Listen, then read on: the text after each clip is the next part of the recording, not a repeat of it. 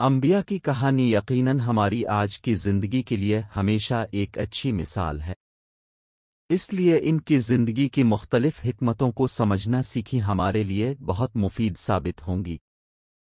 حضرت آدم جو اللہ کی طرف سے زمین پر اترے پہلے آدمی تھے، ان کی بیوی حوا کے ساتھ آدم کا تعلق ان 25 پیغمبروں میں سے ہے جن کا ذکر قرآن میں ہے۔ مختلف اسلامی اسکالرز کی مختلف روایات کے مطابق آدم تخلیق کے بعد تقریباً 1000 سال تک زندہ رہے۔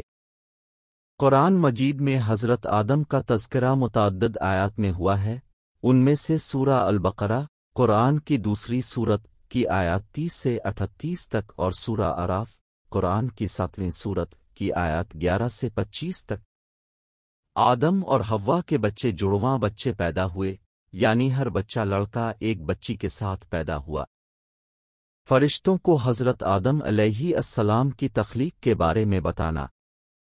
اللہ نے فرشتوں کو آدم کی تخلیق کے بارے میں بتایا کہ وہ انسان کے طور پر اللہ کے نائب جانشین نائب عربی میں خلیفہ بنیں گے جنہوں نے زمین کی ترقی کے لیے کام کیا۔ اللہ تعالیٰ نے قرآن مجید میں اس گفتگو کا ذکر کیا ہے۔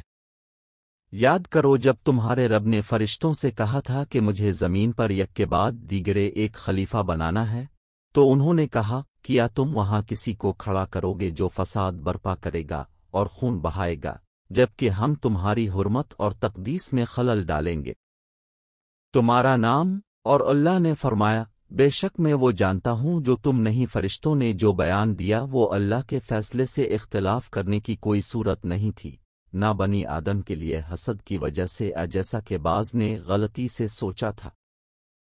اللہ تعالیٰ نے فرشتوں کو وہ لوگ قرار دیا ہے جو بولنے میں اس سے آگے نہیں ہوتے، یعنی وہ اللہ سے اس کی اجازت کے بغیر کچھ نہیں مانگتے۔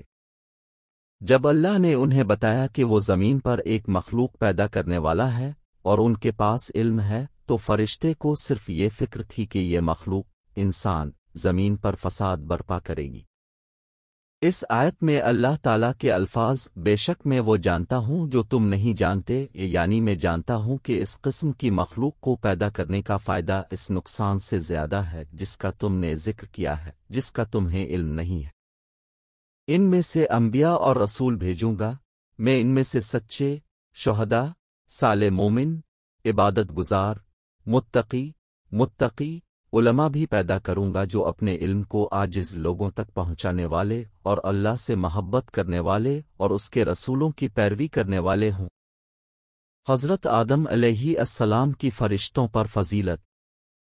حضرت آدم علیہ السلام کو اللہ کے ہاتھ سے براہ راست مٹی سے پیدا کیا گیا اور ان کی روح کو فوراً خود اللہ تعالیٰ نے پھونکا۔ اس کے علاوہ حضرت آدم علیہ السلام بھی عقل سے آراستہ تھے جو انہیں چیزوں کو سیکھنے، مشاہدہ کرنے اور سمجھنے کے قابل بناتی ہے۔ قرآن مجید کی درج ذیل آیات سے بھی یہی معلوم ہوتا ہے۔ پھر اللہ تعالیٰ نے آدم علیہ السلام کو ہر چیز کی نوعیت اور حقیقت کا علم دیا اور انہیں فرشتوں کے سامنے پیش کیا اور فرمایا اگر تم سچے ہو تو مجھے ان کے نام بتاؤ۔ سورۃ البقرہ 2:38۔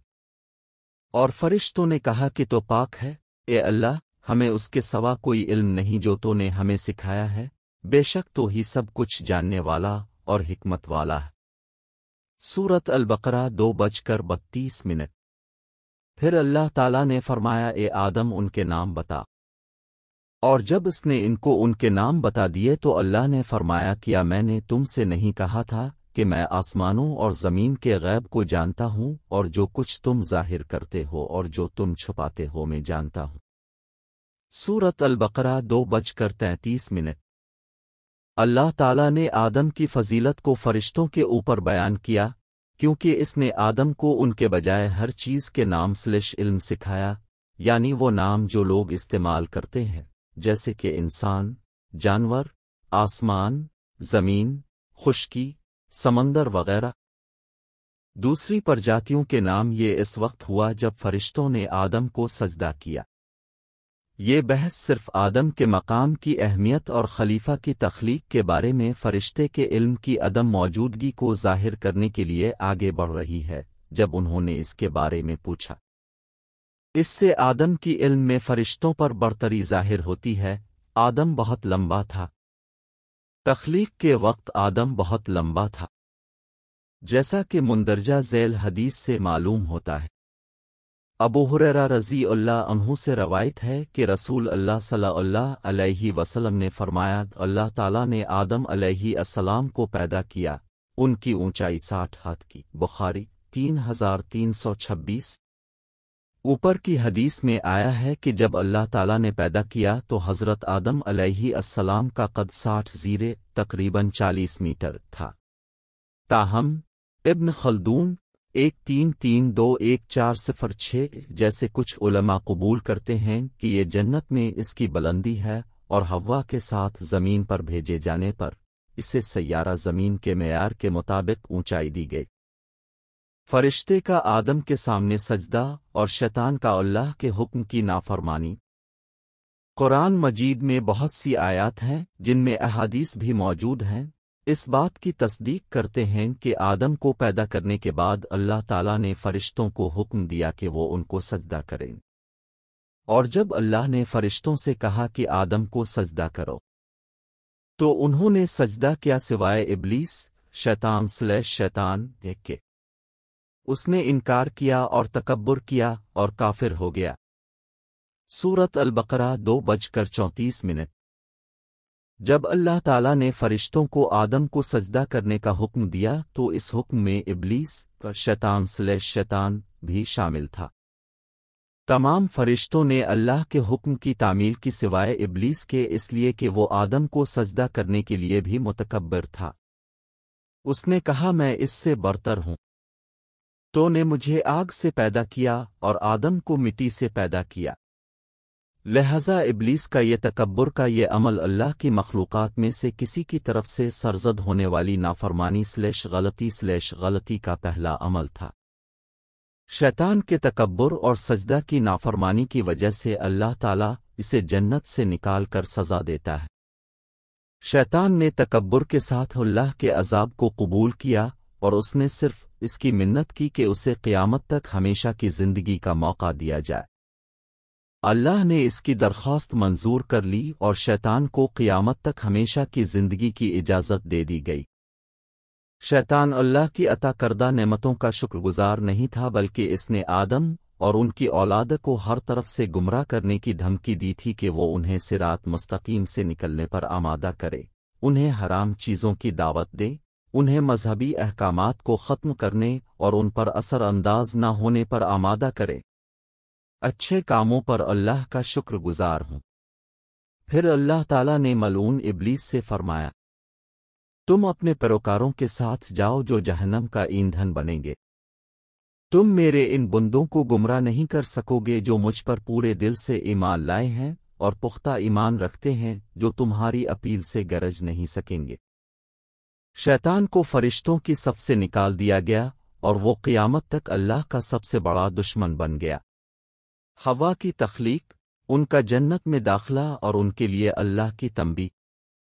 فرشتوں کو اپنے آگے سجدہ کرنے کا حکم دینے کے بعد آدم کو اللہ نے جنت میں جگہ دی اور اس کے لیے حوا کو پیدا کیا کہ وہ اس کے ساتھ اور اس کی زندگی کی دوست بنے، اس کی تنہائی کو دور کرے اور اولاد کی نشوونما کے لیے اس کی فطری ضروریات کو پورا کرے۔ اور اللہ تعالیٰ نے فرمایا کہ اے آدم، تم اور تمہاری بیوی دونوں جنت میں رہو، جہاں چاہو پیٹ بھر کر کھاؤ، لیکن اس درخت کے قریب نہ جانا ورنہ فاسق و فاجر ہو جاؤ گے۔ سورۃ البقرہ 2:35۔ یہ آیت اس بات پر دلالت کرتی ہے کہ حوا کو آدم کے جنت میں داخل ہونے سے پہلے پیدا کیا گیا تھا۔ بہت سے اسلامی اسکالرز کے مطابق جب اللہ تعالیٰ نے شیطان پر تنقید ختم کر دی، آدم علیہ السلام سو گئے۔ پھر اللہ تعالیٰ نے آدم کی بائیں پسلیوں میں سے ایک کو لیا اور اس کی جگہ گوشت اگایا، جبکہ آدم سوئے ہوئے تھے اور بے خبر تھے۔ پھر اللہ تعالیٰ نے حوا کو آدم کی پسلی سے پیدا کیا اور انہیں عورت بنایا۔ آدم بیدار ہوا اور حوا کو اپنے پاس دیکھا۔ جب اللہ تعالیٰ نے حضرت آدم علیہ السلام کا نکاح حوا سے کیا اور انہیں تسلی دی تو اللہ تعالیٰ نے سیدھے سیدھے ان سے فرمایا کہ اے آدم تم اور تمہاری بیوی جنت میں رہو اور تم دونوں اس میں جہاں چاہو خوشی اور لذت کے ساتھ کھاؤ لیکن قریب نہ جانا یہ درخت تم دونوں اس درخت کے ہوں گے ظالم۔ اللہ کا بیان بنیادی طور پر آدم اور حوا کے لیے ایک امتحان تھا۔ یہاں مذکور درخت کی نوعیت کے بارے میں مختلف آرا ہے۔ بعض نے کہا کہ یہ انگور، جو، کھجور، انجیر وغیرہ کا درخت تھا، نہ تو اللہ تعالیٰ نے قرآن میں کچھ ذکر کیا ہے اور نہ ہی اس درخت کی نوعیت کے بارے میں کوئی صحیح حدیث ہے۔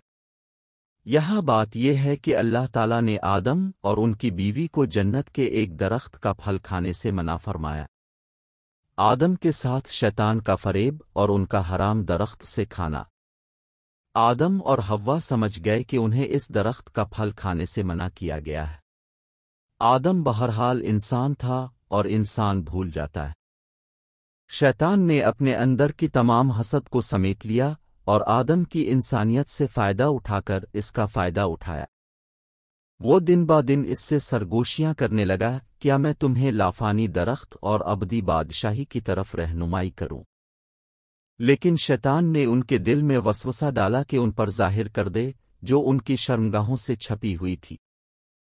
اس نے کہا تمہارے رب نے تمہیں اس درخت سے منع نہیں کیا مگر یہ کہ تم فرشتے بن جاؤ یا ہمیشہ رہنے والوں میں سے ہو جاؤ۔ اور اس نے ان سے قسم کھائی کہ میں تمہارے لیے مخلص مشیروں میں سے ہوں۔ سورۃ الاعراف 7:20-21 برس بیٹھ گئے لیکن وہ دونوں اس درخت کی سوچوں میں مگن تھے۔ پھر ایک دن انہوں نے اس درخت کا پھل کھانے کا فیصلہ کیا۔ دونوں اس درخت کے بارے میں اللہ کی تنبیہ کو بھول گئے۔ آدم نے اس کا ایک پھل چن کر حوا کو پیش کیا۔ دونوں نے درخت کا حرام پھل کھایا، جیسا کہ قرآن کہتا ہے، تو اس نے انہیں دھوکے سے گرایا، اور جب انہوں نے درخت کا مزہ چکھا تو ان کی شرمگاہیں ان پر ظاہر ہو گئیں اور وہ جنت کے پتوں سے اپنے اوپر جکڑنے لگے۔ اور ان کے رب نے انہیں پکارا کہ کیا میں نے تمہیں اس درخت سے منع نہیں کیا تھا اور تم سے کہا تھا کہ شیطان تمہارا کھلا دشمن ہے؟ سورۃ الاعراف 7:22 آدم نے مشکل سے کھانا کھایا جب اسے اپنا دل سکڑ گیا اور وہ درد، اداسی اور شرمندگی سے بھر گیا۔ اس نے دریافت کیا کہ وہ اور اس کی بیوی ننگے ہیں تو دونوں نے خود کو ڈھانپنے کے لیے درخت کے پتے کاٹنا شروع کر دیے۔ آدم نے توبہ کی اور اللہ سے دعا کی۔ اس وقت اللہ تعالیٰ نے انہیں پکارا کہ کیا میں نے تمہیں اس درخت سے منع نہیں کیا تھا اور کہا تھا کہ شیطان تمہارا کھلا دشمن ہے؟ جواب میں آدم نے کہا، انہوں نے کہا اے ہمارے رب ہم نے اپنی جانوں پر ظلم کیا اور اگر تو نے ہمیں معاف نہ کیا اور ہم پر رحم نہ کیا تو ہم یقیناً نقصان اٹھانے والوں میں سے ہو جائیں گے۔ سورۃ الاعراف 7:30 یہ محسوس کرنے کے بعد کہ ان دونوں نے اللہ کے حکم کی خلاف ورزی کی ہے، توبہ کرنے لگے اور مذکورہ الفاظ پڑھ کر اللہ سے معافی مانگی۔ آدم کی دعا کی قبولیت اور ان دونوں کو زمین پر بھیجنا۔ اللہ تعالیٰ نے ان کی دعا قبول فرمائی اور ان کی مغفرت فرما دی، جیسا کہ قرآن میں مذکور ہے۔ پھر آدم نے اپنے رب کی طرف سے کچھ کلمات حاصل کیے اور اللہ نے ان کی توبہ قبول کی۔ بے شک اللہ ہی توبہ قبول کرنے والا مہربان ہے۔ سورۃ البقرہ 2:37 ابن عساکر نے بیان کیا ہے کہ آدم علیہ السلام اپنی جنت کھونے پر 60 سال اور اپنی غلطی پر 70 سال تک روتے رہے۔ اللہ تعالیٰ نے ان کی توبہ اس لیے قبول کی کہ یہ خلوص تھی لیکن انہیں جنت کی نعمتوں سے بھی محروم کر دیا۔ زمین پر اللہ نے انہیں بتایا کہ زمین ان کی اصل ہوگی جہاں وہ رہیں گے اور مریں گے جیسا کہ قرآن میں مذکور ہے۔ اللہ تعالیٰ نے فرمایا کہ ایک دوسرے کے دشمن ہو کر نیچے اترو اور تمہارے لیے زمین پر ایک وقت تک قیام و طعام ہے۔ فرمایا اسی میں تم جیو گے اور اسی میں مرو گے اور اسی سے تم نکالے جاؤ گے۔ سورۃ الاعراف 7:24-25 جب زمین پر گرا تو آدم اور حوا دو مختلف جگہوں پر الگ ہو گئے۔ ابن ابی حاتم نے ابن عباس رضی اللہ عنہ کو یہ کہتے ہوئے نقل کیا ہے کہ اللہ تعالیٰ نے آدم علیہ السلام کو مکہ اور طائف کے درمیان دھینا نامی علاقے میں بھیجا تھا۔ الحسن البصری نے کہا کہ آدم کو ہندوستان میں اتارا گیا جبکہ حوا کو جدہ بھیجا گیا۔ دونوں ایک دوسرے کو ڈھونڈنے لگے۔ انہیں جزیرہ نما عرب کی ایک پہاڑی پر جبل رحمہ عرفات، جو مکہ مکرمہ کے قریب سعودی عرب میں واقع ہے، پر دیکھنے میں انہیں 40 دن لگے۔ آدم اور حوا آخرکار جمع ہوئے اور آسمان کی طرح دوبارہ مل گئے۔ پھر اللہ نے آدم کو زمین پر پہلا نبی بنایا۔ زمین پر آدم کی زندگی۔ آدم جانتا تھا کہ زمین پر اسے کشمکش اور جدوجہد کا سامنا کرنا پڑے گا۔ اسے اپنے آپ کو، اپنی بیوی اور بچوں کو زمینی مخلوق اور مشکلات سے بچانا تھا، لیکن سب سے بڑھ کر اسے بدی کے جذبے سے جدوجہد کرنی تھی۔ نیکی اور بدی کے درمیان جنگ جاری ہے، لیکن آدم جانتا تھا کہ جو لوگ اللہ کی ہدایت کی پیروی کرتے ہیں اور انہیں کسی چیز سے نہیں ڈرنا چاہیے، جبکہ اللہ کی نافرمانی کرنے والے اور شیطان کی پیروی کرنے والے اس کے ساتھ ملعون ہوں گے، جیسا کہ قرآن میں ذکر ہے۔ اور اللہ تعالیٰ نے ان سے فرمایا، تم سب جاؤ، جب میں ہدایت بھیجوں گا تو جو اس کی پیروی کرے گا اسے نہ کوئی خوف ہوگا اور نہ پچھتاوا ہوگا۔ سورۃ البقرہ 2:38۔ آدم نے حوا کے ساتھ مل کر زمین پر اپنی زندگی کا آغاز کیا۔ وہ جانتا تھا کہ وہ زمین کا مالک ہے اور اسے اس کی پیداوار کرنی ہے۔ وہ وہی تھا جس نے زمین کو قائم رکھنا، کاشت کرنا، تعمیر کرنا اور آباد کرنا تھا۔ وہ بھی تھا جس نے بچوں کو پیدا کرنا اور ان کی پرورش کرنی تھی، جو زمین کو بدلیں گے اور بہتر بنائیں گے۔ زمین پر وقت گزرتا رہا، حضرت آدم بتدریج ترقی کرتے رہے۔ پھر آدم اور حوا نے اپنے بچوں کی پیدائش کا مشاہدہ کیا، جڑواں بچوں کا ایک مجموعہ، قابیل اور اس کی بہن عقلماں۔ بعد میں حوا نے جڑواں بچوں کے دوسرے سیٹ، حابیل اور اس کی بہن لابوڈا کو جنم دیا۔ آدم اور حوا کو بہت سی اولادیں نصیب ہوئیں۔ اللہ تعالیٰ نے آدم کو حکم دیا کہ وہ پہلے جوڑے کے بچوں کی شادی کراس میں، دوسرے جوڑے کے ساتھ، قابیل کی لابودا کے ساتھ اور حابیل کی عقلماں کے ساتھ۔ پھر آدم نے اللہ کا حکم اپنے بچوں کو سنایا، لیکن قابیل اپنے لیے چنے گئے ساتھی سے ناراض تھا کیونکہ حابیل کی جڑواں بہن اس کی اپنی جیسی خوبصورت نہیں تھی۔ قابیل کی نافرمانی اور پہلی موت۔ حابیل ذہین، فرمانبردار اور اللہ کی مرضی کے لیے ہمیشہ تیار تھا کیونکہ اللہ نے اسے پاکیزگی اور شفقت سے نوازا تھا۔ دوسری طرف اس کا بھائی قابیل متکبر، خود غرض اور اپنے رب کا نافرمان تھا۔ قابیل نے حابیل کی بہن سے شادی کرنے کے اللہ کے حکم کو قبول نہیں کیا کیونکہ وہ اپنی بہن سے شادی کرنا چاہتا تھا۔ قابیل نے غصے اور نفرت میں اپنے بھائی حابیل کو پتھر سے مارا جس سے وہ فوراً ہلاک ہو گیا۔ یہ زمین پر انسان کی طرف سے کی جانے والی پہلی موت اور پہلا مجرمانہ فعل تھا۔ پھر قابیل نے اپنے بھائی کی لاش کو دفن کیا۔ اللہ نے حابیل اور قابیل کا قصہ سورۃ المائدہ 5:27-31 میں بیان کیا ہے۔ حضرت آدم علیہ السلام کی اولاد کو تعلیمات۔ آدم غمگین تھا کیونکہ اس کا ایک بیٹا مر گیا تھا اور دوسرے پر شیطان غالب آ گیا تھا۔ اس وقت آدم علیہ السلام ایک نبی تھے اور انہوں نے اپنے بچوں اور نواسوں کو نصیحت کرنا شروع کی، انہیں اللہ کے بارے میں بتایا اور انہیں اس پر ایمان لانے کی دعوت دی۔ آدم نے انہیں شیطان کے بارے میں بتایا اور شیطان کے ساتھ اپنے تجربے کو بیان کرتے ہوئے انہیں خبردار کیا۔ آدم نے انہیں یہ بھی بتایا کہ کس طرح شیطان نے قابیل کو اپنے ہی بھائی کو مارنے کے لیے اکسایا۔ مزید آدم نے انہیں یہ بھی یاد دلایا کہ انسانوں کا ایک حقیقی اور ابدی دشمن ہے جو کہ شیطان ہے۔ شیطان کبھی باز نہیں آئے گا اور قیامت تک ہرگز نہیں چھوڑے گا کہ آدم کی زیادہ سے زیادہ اولاد کو گمراہ کن راستے پر لے آئے۔ آدم کا جانشین۔ کئی سالوں کے بعد آدم بوڑھا ہو گیا۔ جب آدم کی موت قریب آئی تو اس نے اپنے بیٹے سیٹ شیس کو، جو آدم و حوا کے تیسرے بیٹے تھے، کو اپنا جانشین مقرر کیا۔ آدم نے سیٹ کو اللہ کے تمام احکامات تعلیمات کے ساتھ عبادت کے مناسب عمال سکھائے۔